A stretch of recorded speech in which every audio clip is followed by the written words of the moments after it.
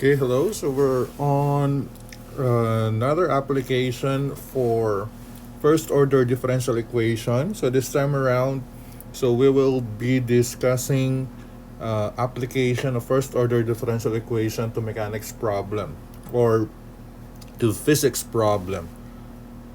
So we need to recall, okay, so our Newton's second law. So it states that the resultant of all forces acting on the body is proportional to and in the same direction as the acceleration of the body, and that is the summation of all the forces, so will be equal to mass times the acceleration. Then we have to take note as well that mass so can be computed as weight, so divided with the gravity constant, so whether that will be 9.81 meter per second squared. Okay, so for the metric system, and it is approximately 32 feet per second squared, so for English system. And then we have to take note as well or recall in physics that the acceleration is equivalent to the change in the velocity per unit time. Okay, so change in the velocity so would correspond per unit time would correspond to the acceleration of a given body. And the same is true. So velocity is a change as well. In this case, that is a change in the displacement per unit time, so which is equal to the velocity. So if we want to determine the displacement, so we just need to integrate the velocity, multiply it with dt. Okay, so a change in the position is called the displacement, and the derivative of the displacement with respect to time is equal to the velocity. Okay. So how do we assign direction? So when looking for a certain body. Okay, so take note of these that the forces must necessarily be in the direction of motion of acceleration. Okay, so whatever is the acceleration or the direction of the acceleration, then that would be the motion or that would be the direction of the forces that we're going to assume. So that is the direction of motion is positive and opposite to the direction is negative. Okay, so we follow the direction of the acceleration. Okay, so forces, okay, so which follows the direction of the acceleration are considered to be positive, and then opposite acceleration would be considered as negative. So let's say we have a box here on a horizontal plane, and as you can see here, so the red line, so which corresponds for the direction of the acceleration, which is going to the right, and the force, okay, so acting or the forces acting on the body, so we have the force F, okay, so which is moving to the right and which is in the same direction as that of the acceleration. And then we have two opposing forces, so we have the frictional force, so the force between the surface and the box, and then we have the air resistance. Okay, so the air resisting the force. Okay, and getting the summation of the forces. Okay, so which is equal to mass times the acceleration. So that would be equal to F, so which is positive. So since it goes with the direction of the acceleration, and then minus RA or the air resistance because it goes opposite the acceleration. So together with the frictional force, okay, so the frictional force which is negative as well. And then of course, so we have the mass, so which is equal to the weight divided with the gravitational constant, and then multiply it with dv over dt. Okay, so if we have forces on a or which are acting vertically, so just like this given ball, okay, so which could be dropped, okay. In this case, the forces acting on the body, one would be the weight, okay, so the weight of the object or the body, and then opposing that weight, so would be the air resistance. And then in this case, the acceleration is going down. So even though it is going down, so since we treat the direction of the acceleration to be the positive, so therefore, so when we sum up the vertical forces, and then it would be equal to mass times the acceleration. So weight is positive. So since it goes with the direction of acceleration. And then we subtract the A resistance, so which is opposite the acceleration, and that would be equal to the weight divided with the gravitational constant, multiply it with dv over dt.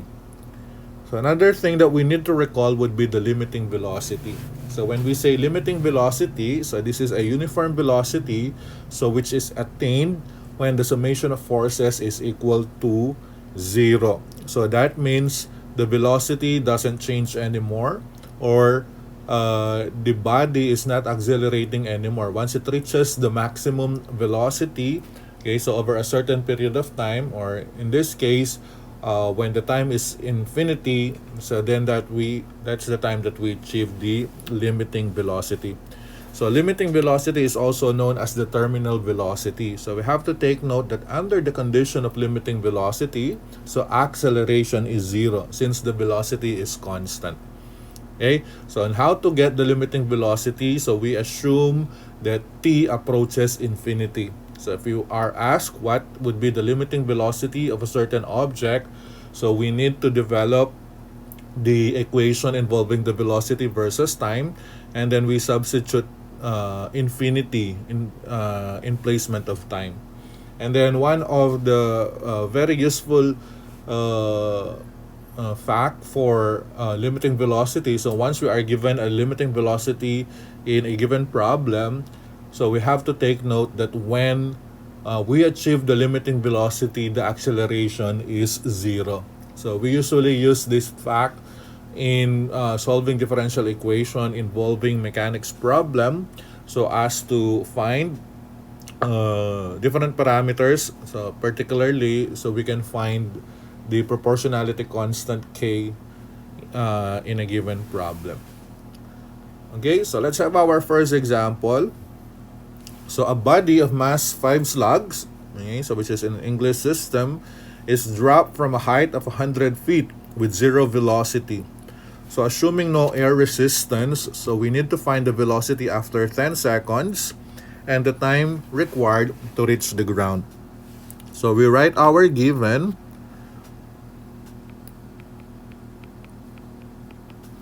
And it says that, so we have a mass of 5 slugs. Okay, so the mass is 5 slugs. And then this is dropped from a height of 100 feet. Okay, so from 0 so up to 100 feet. Okay, so the starting point, the starting position is when s is equals to 0, and then the ground, that is the 100 feet. So with 0 velocity, so that means initially, so when time is equals to 0, so the initial velocity is 0 as well. Assuming that there is no air resistance, so that means RA is equals to 0. Air resistance is 0. We are required to find, so what will be the velocity after 10 seconds?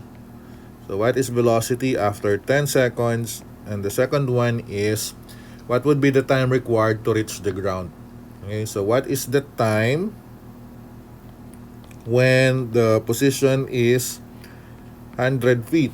Okay, so from the original position. Okay, so it reaches the ground after when it traveled 100 feet. So for our solution, okay, so we develop first our working equation for the velocity versus the time, so as to get the velocity after 10 seconds. Okay, so in this case, so we sum up vertical forces, so that would be equal to mass times acceleration.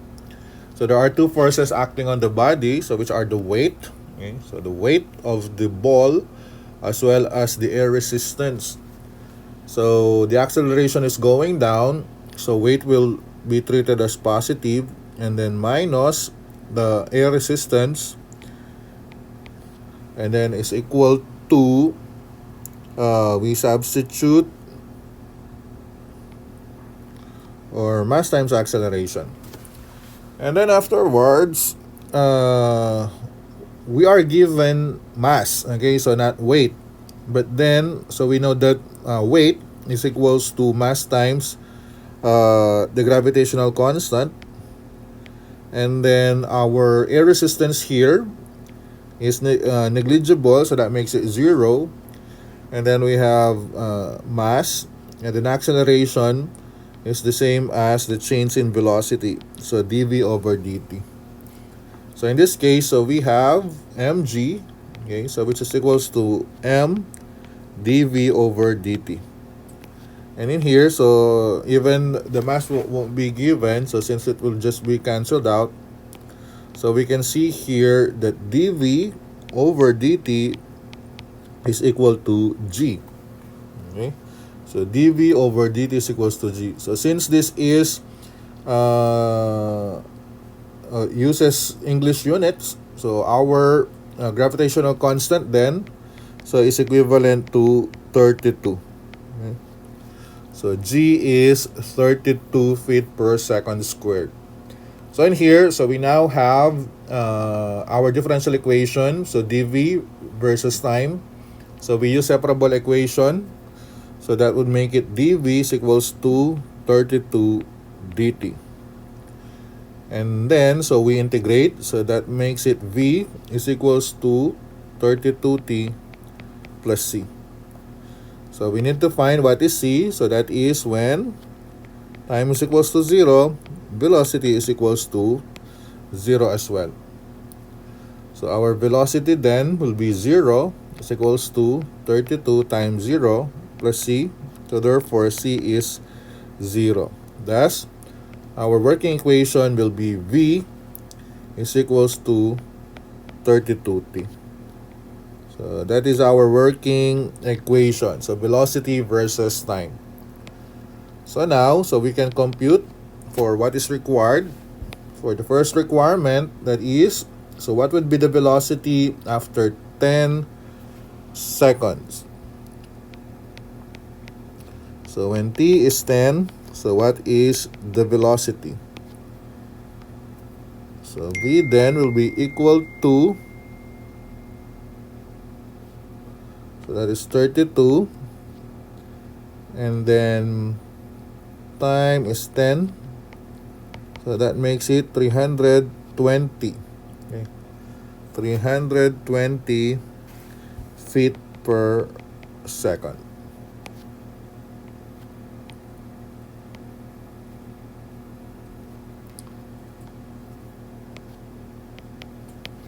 For the second one, so what will be the time, okay, so in order to reach the ground, if it is 100 feet, okay, so if the ball is 100 feet from the ground, so in this case, so we start, okay, so that is when s is equals to 100, so what is the time?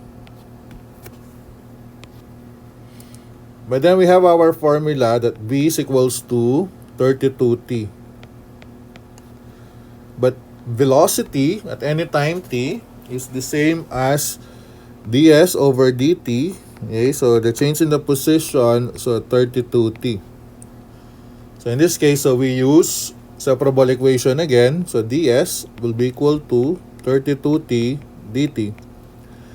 So we integrate both sides. So s then will be 32, so t squared all over 2 plus c. So making s to be equivalent to 16 t squared plus c. But then initially, when the position or when time is equals to 0, the position of the ball is 0 as well.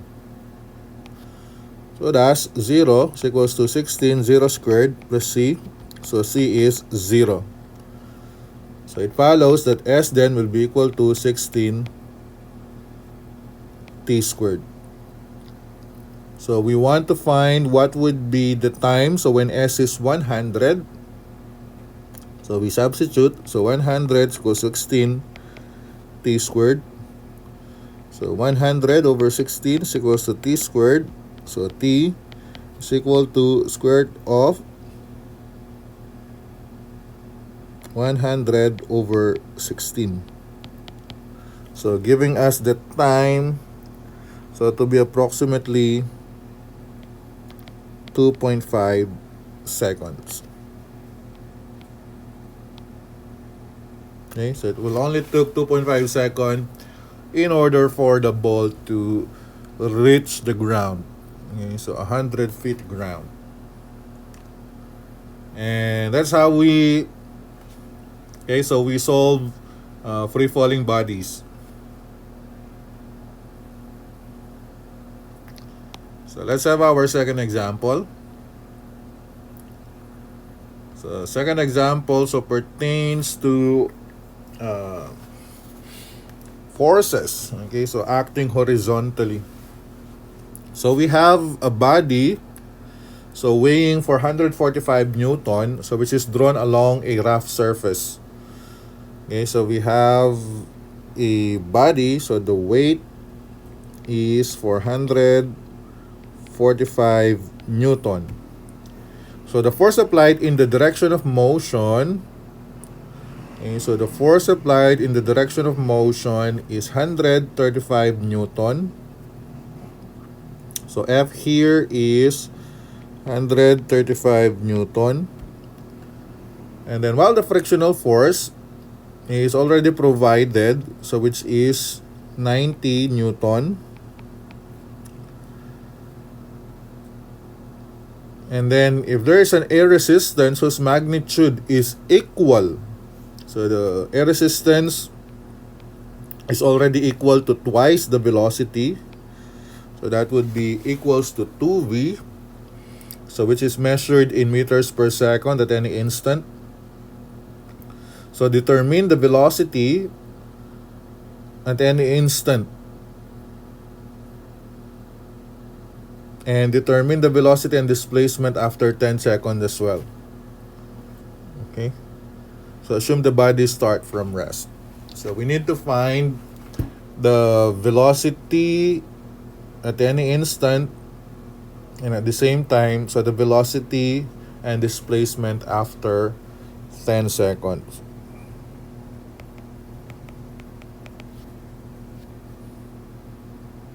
So what is required?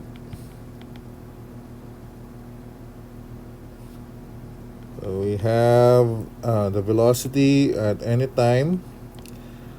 What's the velocity after 10 seconds? And then what would be the displacement after 10 seconds as well? So given that the body start from rest, okay, so that means the initial velocity is 0, the initial position is 0 as well. So we solve it. So again, so we start with the summation of horizontal forces, so that would equal to mass times acceleration. Acceleration is going to the right. Okay, so F is going to the right as well, so that makes it positive. So F, and then air resistance is going to the left, so that makes it opposite the direction of acceleration, so making it negative. Frictional force is negative as well, so since it goes against the acceleration, so multiply it with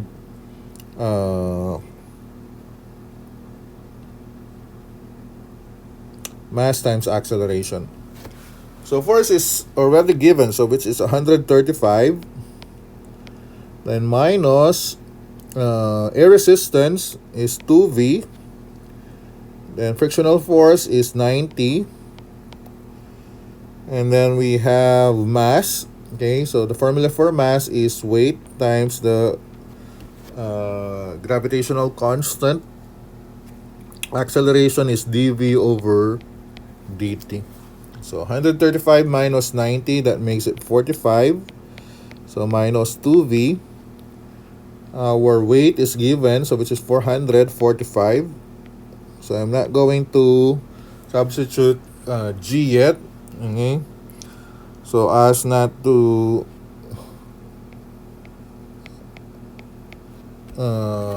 okay, so have a problem, okay, so with rounding off later on. Okay, so now that we have these, we transform this into an equation. So usually it will become, in this case, it becomes a linear equation. So we'll transpose. Okay, so 445 over G and then dV over dt. So transpose the negative 2V, so it will become plus 2V, then is equals to 45. So to make it a linear equation, so we multiply everything by G all over 445. So leaving us to have dV over dt and then plus 2G all over 445 times V is equal to, so 45 over 445, that is the same as 9.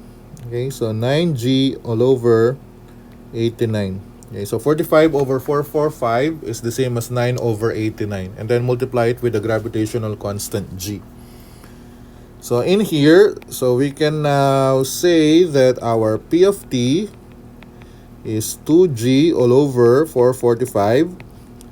Our Q of t is 9G all over 89. So we can now compute for our mu of t. So mu of t is e raised to 2G all over 445 dt.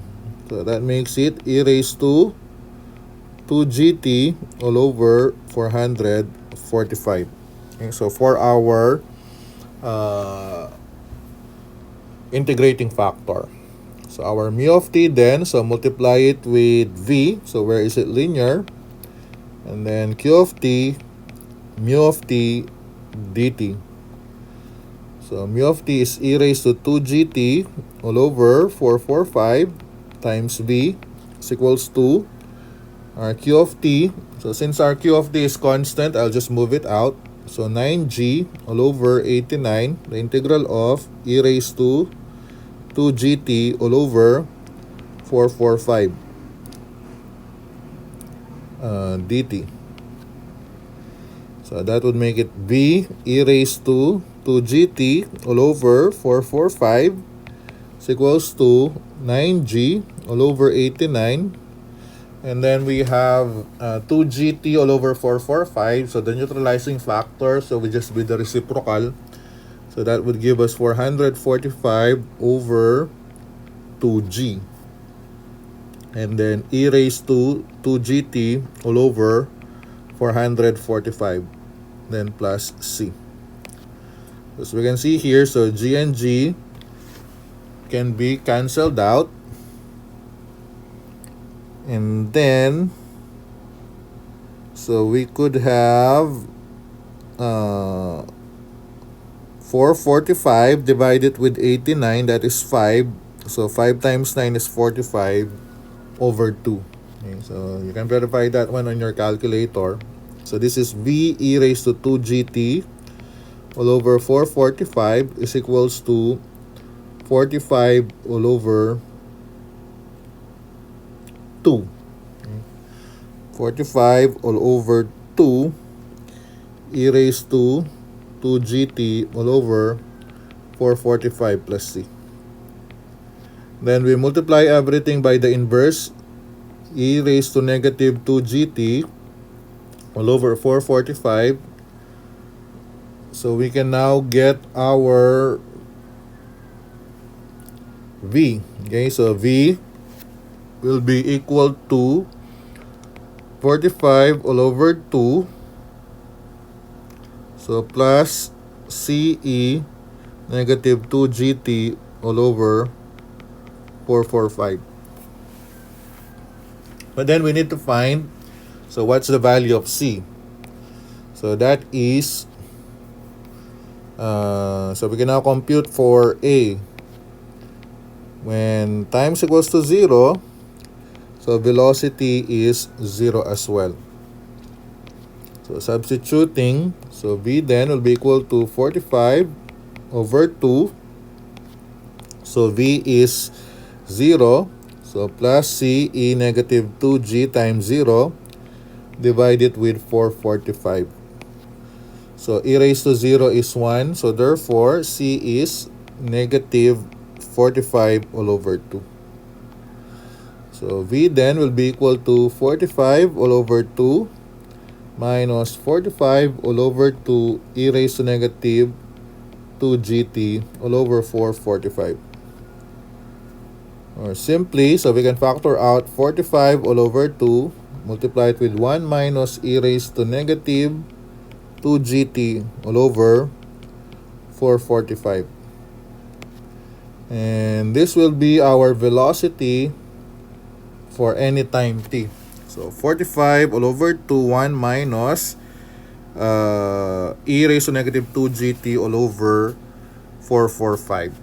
So remember that g is equal to 9.81 meters per second squared. For our second requirement, when time is 10 seconds, okay, so what would be the velocity? So we just substitute. So velocity then will be 45 all over 2. So 1 minus e raised to negative 2. So 9.81. So the time is 10 divided with 445. So V will be equal to approximately 8.02 meters per second. So again, so we can verify that one using your calculator. And lastly, so we need to determine the position, okay, or the displacement after 10 seconds. So after 10 seconds, when t is 10, so what would be s?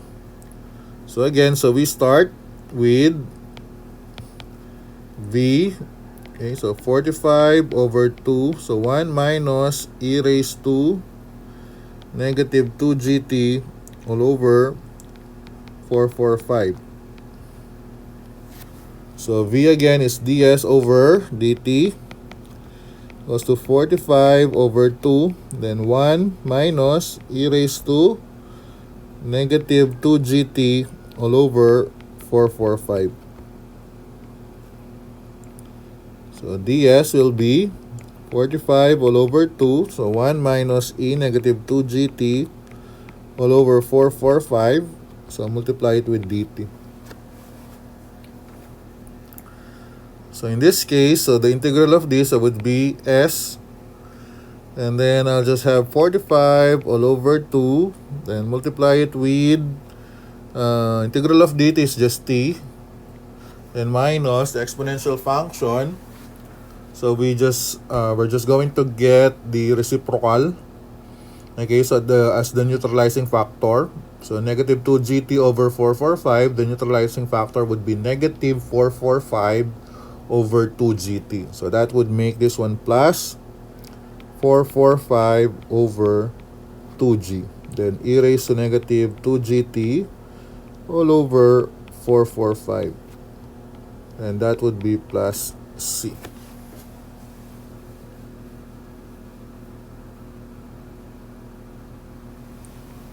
And finally, so once we have that, so we are going to substitute. When time is 0, s is 0 as well. So 0, 45 over 2. So t is 0. And then I'll have 445 over 2g. And then that will be e raised to 0 as well.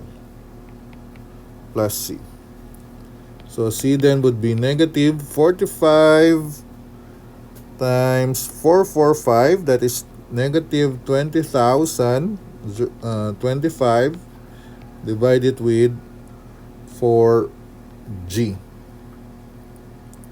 And finally, our s then will be 45 all over 2 times t plus 445 over 2g e raised to negative 2gt all over 445. and then minus 20,025 all over 4g. So now when t is 10, so what is s? So s then will be 45 all over 2 times 10 plus 445 over 2 times 9.81 e raised to negative 2 times 9.81 times 10 all over 445 and minus 20,025 over 4 times 9.81. So S then is approximately equal to 43.05 meters.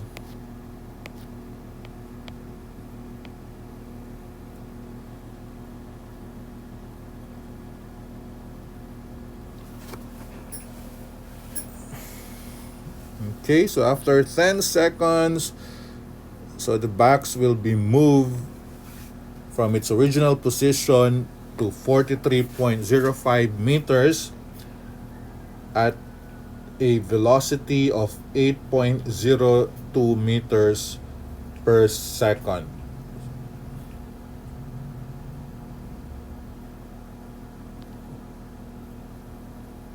Okay, so that is our second example. So that is forces, okay, so or horizontal forces. So how do they affect the motion of a box? Another example. So a body falls from rest against the resistance proportional to the square root of the speed at any instant. If the limiting speed is 9 meters per second, so find the time required to attain a speed of 6.25 meters per second. So based on the problem, so we have a body falls from rest. So again, so the time initially, so the velocity is 0, so the position will be 0 as well. And then it says that the resistance is proportional to the square root. So take note of this. Okay? So it mentioned that it is proportional. It's not equal. Okay? So if it is proportional, so that means the air resistance is proportional to the square root of V. So to make this one as equal, so RA will be equal to, so we need the proportionality K and then the square root of V. And then if the limiting speed is 9 meters per second, so that means the limiting speed, that is when the time is infinity, so the speed is 9 meters per second.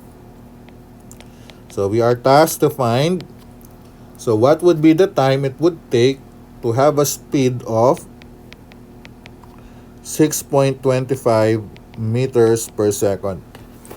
So what's the time when the velocity is 6.25 meters per second? Okay, so we are not provided with the mass of the ball. So that means it's irregardless. Okay, so whatever is the mass of the ball. So for our solution, so we start with the summation of vertical forces is equals to mass times the acceleration. So there are only two forces. So that is the weight, so which is along the direction of the acceleration. So that makes it positive. Then minus the air resistance, so opposite the acceleration. And then we have the mass, okay, so which is not given. But then we have the acceleration, so dv over dt. We have weight. Okay, so weight is the same as mass times the gravitational constant. So Ra is computed. Okay, so which is K, the square root of V, and then is equals to mass times dv over dt. As I mentioned a while ago, so the idea for limiting velocity, so it is 9 meters per second. So that means that when the velocity is 9 meters per second, okay, 9 meters per second, which is the limiting velocity, the acceleration, or dv over dt, is equals to 0. Okay. So meaning the velocity is constant already, so that makes it the limiting velocity or the terminal velocity. So therefore the acceleration is already 0. So from here, so we develop the value for k. So k then, so it can be computed as, we'll have mass, so the gravitational constant is 9.8, but I'm not going to substitute it yet. So minus k, and then v as the limiting velocity, that is 9, and then it's equals to mass, dv over dt is 0. So this make it 0. And then, so I'll just have mg then will be equal to positive 3k. Square root of 9 is 3. So therefore, k then, so will be equal to mg. So divide it with 3.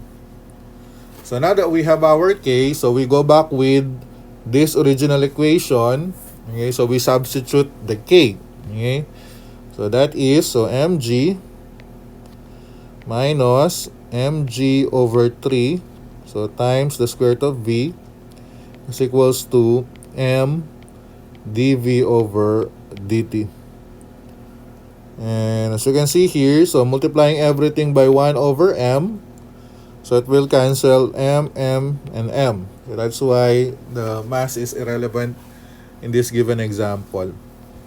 Okay, so I'm going to interchange the two. So I'll start with dv over dt will then be equal to, so g minus g over 3 square root of v. So since g is common, so I'm going to combine the two.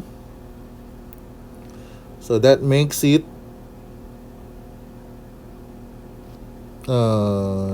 g, or rather, okay, so g times 1 minus square root of v all over 3. And next, so since we are finding time here, so I guess I'll just need to develop an equation as dt will be equal to dv. Okay, so through separable equation. So to do that, so we can make this one as dv is equals to g. So we can combine these two, that is by 3 minus square root of v, and then dt. And that would give us 3 dv. So 3 dv divided with g times 3 minus square root of v is equals to dt. Okay, so we cross or we transpose, so 3, it will become 3 dv, and then g times 3 minus the square root of v, so it will become a denominator. If I'm going to interchange this, so dt is just 3 dv all over g times 3 minus square root of v. So now, so how do we integrate this one? So since the two are already separated, so we have t at the left hand side and then g or v at the right hand side of the equation. So since we have a square root here, so I can use, probably the easiest one would be algebraic substitution. So I'm going to let, let's say u to be equivalent to the square root of v, and then squaring both sides, so u squared will become equal to v. Then we derive, so 2u du will become dv.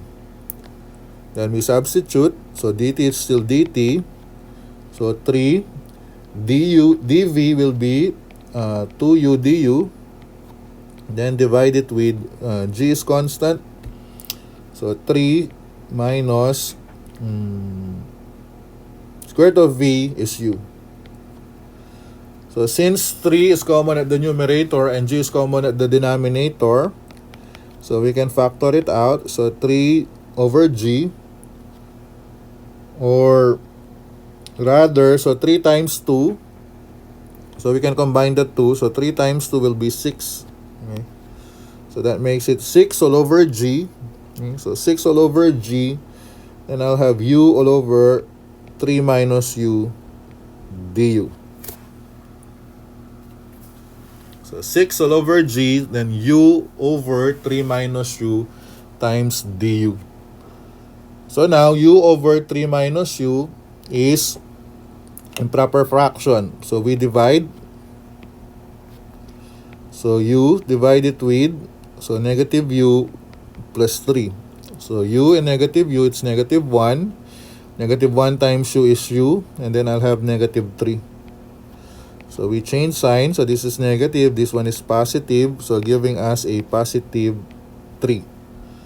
So thus, dt then will be equal to, so 6 all over g. So multiply it with u over 3 minus u is the same as negative 1. And then plus 3 all over 3 minus u. And then multiply it with du. So we integrate. So this time that would be t.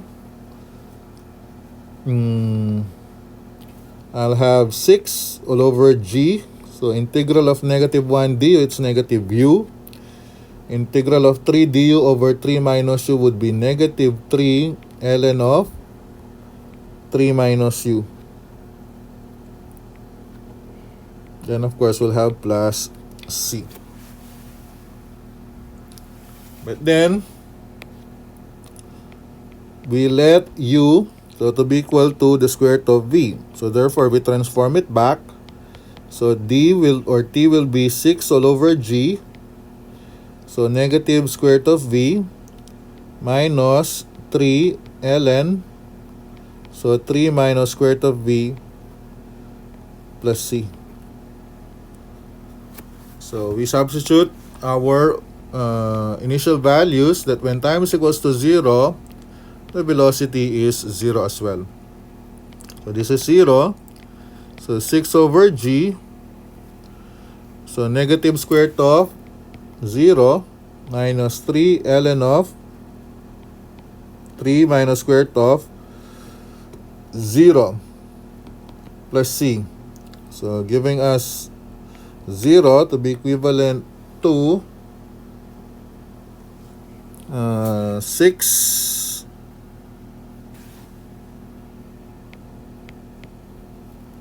6g. So multiply it with negative 3 ln of 3.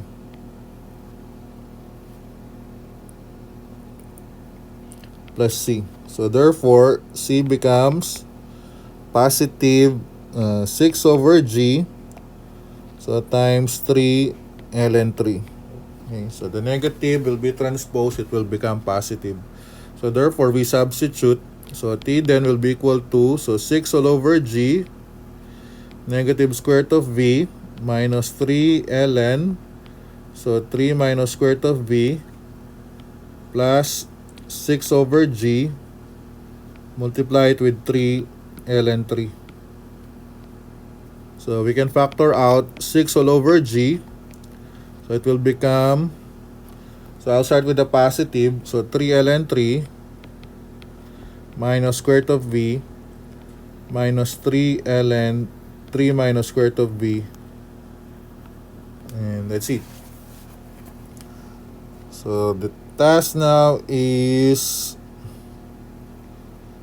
so what will be the time, so when the velocity is 6.25. So when v is 6.25, so what is the time?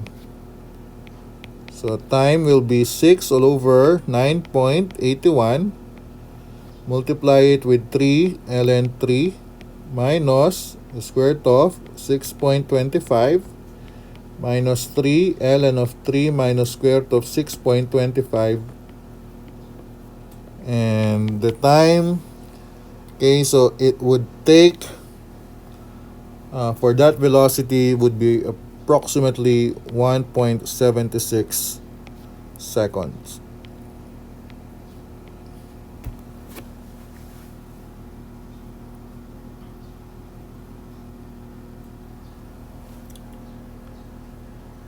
And this is a bit complicated, okay, but then as long as we understand, okay, so how each parameter should work, so we'll be able to solve it. So let's have our last example. So last example is, again, so it's a box, but then it is on an inclined plane. Okay. So in here, so we are given a figure below which shows a box with a mass of 20 kilograms sliding down an inclined plane, so which makes an angle of 55 degrees with the horizontal. The coefficient of friction between the plane and the box is 0.75, and then the air resistance along the plane is equal to 2.5 V, so which is in meters per second. Assuming the box started at rest, determine the limiting velocity of the box. So for our given, so we have a mass, okay, so the mass which is 20 kilogram. It slides at 55 degrees. So the coefficient of friction between the plane and the box, so we have the coefficient of friction of 0.75. So the air resistance, okay, so we have here the air resistance. Okay, this time around it's already equal. Okay, so equal to 2.5 V. So assuming the box started at rest, okay, so that means the initial velocity is 0, and then the initial position is 0 as well. So we are to determine, so what would be the limiting velocity? Okay, so what's the velocity when time is infinity? Okay, so for our solution, so we rotate, okay, so our axis in reference to the inclined plane. Okay, so rotating that, so that will give us, okay, so if this is the weight,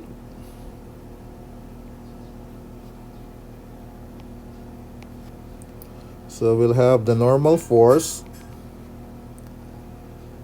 and then this would be the force parallel to the inclined plane. I'll have F here, and then this is the normal force, and then we have the weight. So the angle there would be 55 degrees.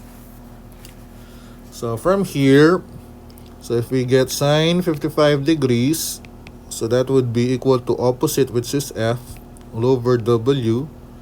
So therefore, the force there would be the weight multiplied with sine 55 degrees.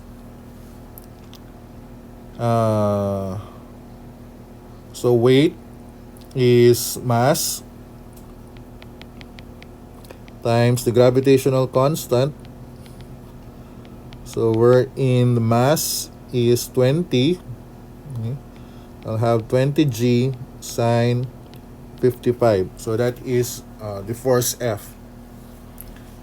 Air resistance is already 2.5 V. But then for our frictional force, so the frictional force, that is equal to the coefficient of friction multiplied with our normal force. So our frictional force is 0.75, and then our normal force, so we can get, if we have cosine of 55 degrees, so that would make it N all over W. So that would give us the normal force, so to be equivalent to W times cosine 55. But then this is mass times gravitational constant. So 0.75, so times 20 times G cosine 55. So our frictional force will be 15G cosine 55 degrees. So now we treat the inclined plane so to be the horizontal for to be our reference. So again, the force is going along with the direction of the acceleration, so therefore that would be positive.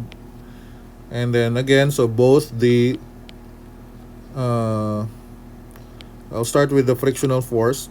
So frictional force and air resistance are opposing, and then I'll have the mass times the acceleration as well.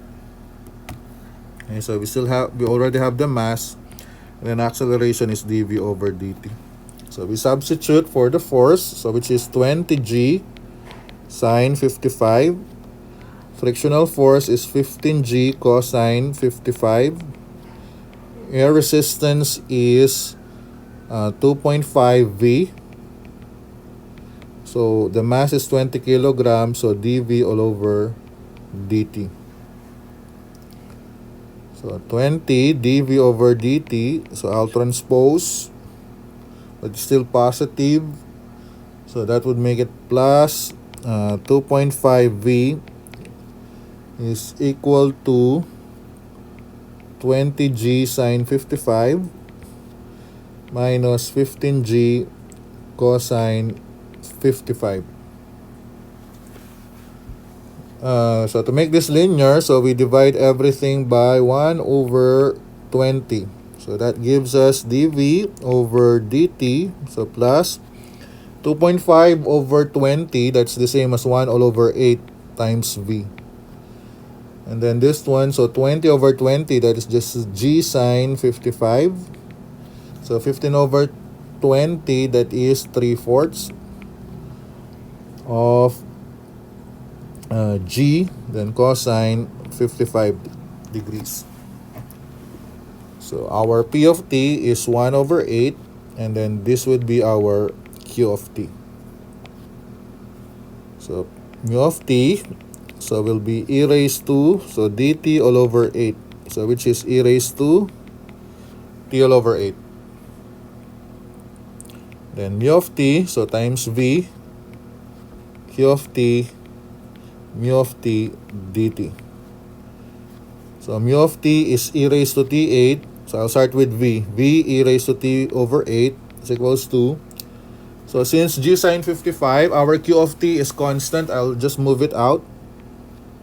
So g sine 55 minus 3/4 g cosine 55, or I'll factor out g.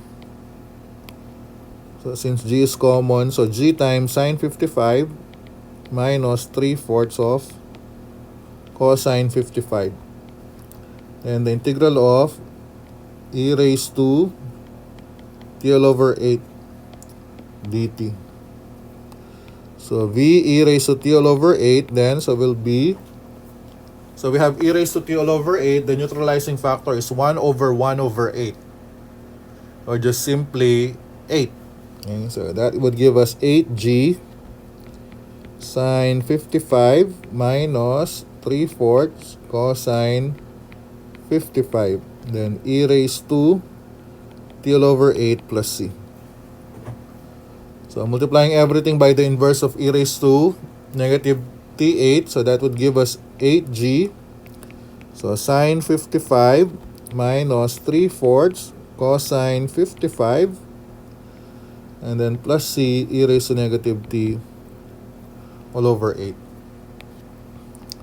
Then initially, when t is 0, so v is 0 as well. So giving us, so 0 is equals to 8g So sine 55 minus 3/4 cosine 55 and plus c e raised to 0. So c, it's just the negative of these.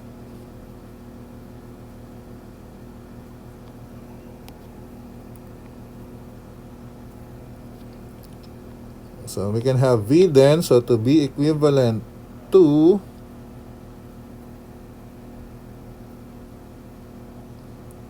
this one, okay, and minus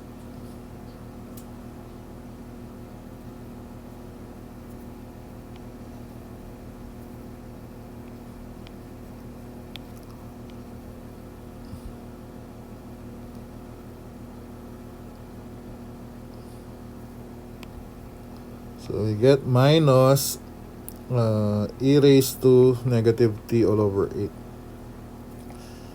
But since this is common, so we can have this one as 1 minus e raised to negative t all over 8. And from here, so we can compute for our limiting velocity. So the limiting velocity, that is when t is approximately equal to infinity.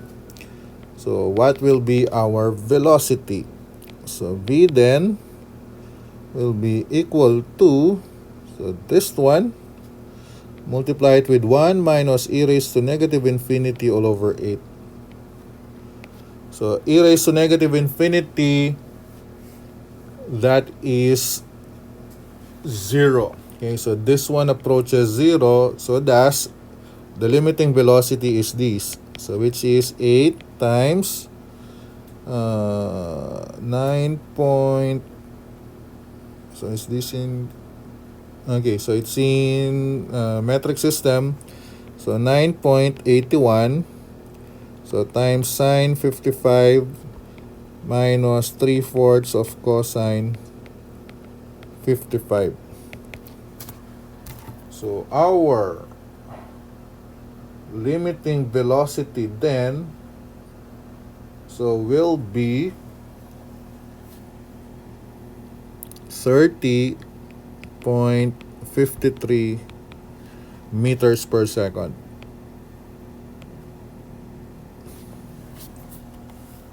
So 30.53 meters per second, the acceleration becomes constant, or the acceleration becomes 0, and the velocity is constant. And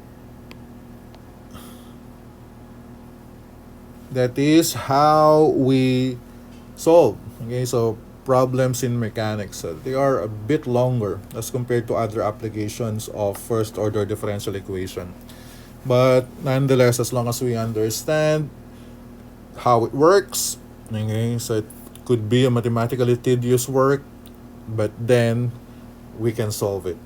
Okay, so that will be all once again. So good day and have a great day. God bless always.